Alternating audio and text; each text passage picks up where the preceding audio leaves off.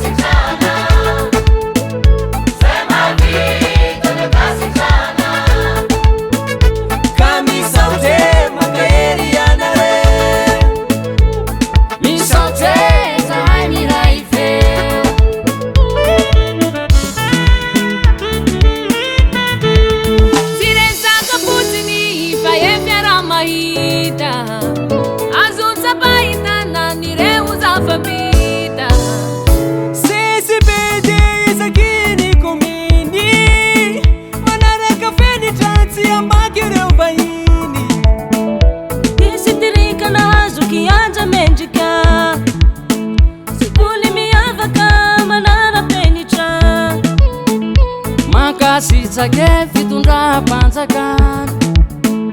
nazuluva tarana kamapa lalana efa vita maro avaratra ndrefa nantinana antimuan efa oesiny husa yanja maria siny raokale yarivo mandroso izay no tanjona atiko fianara tuliara mahajanga kamatave kapitale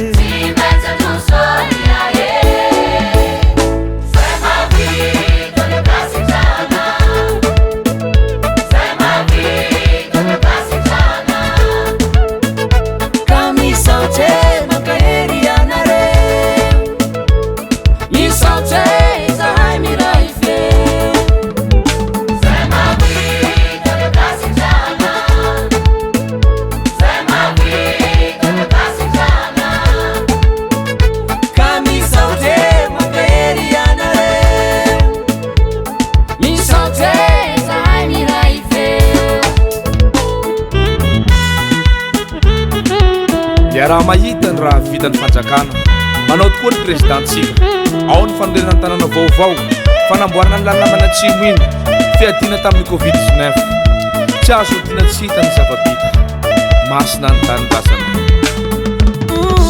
mpitondra koa mikarakara tsy maintsy andoso gasikara fa manam-pitondra hendry kinga sady mahaye zanaharo tahio titanindrazanay azavarina ifapitsikera naomba hitambatra zay mitambatra vato zay misaraka fasika fa fitiavana no lehibe indrindra ozahay mbola mino gasikara hotafika Diego Yanara Tuliara mahajanga tamatave Capitale Sema vida no Casijana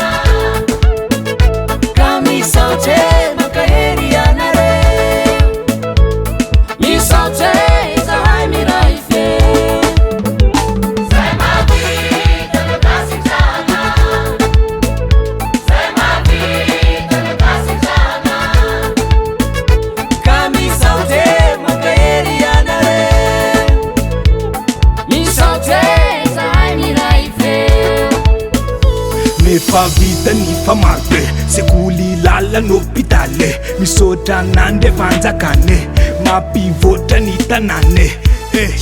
filohanay mahery ny lalanay tsy tery fampalosona mipetrapetraka hotafita tsy overy ny favalo miatakataka mankasitrake Sasa timu kufuta sasa marufuta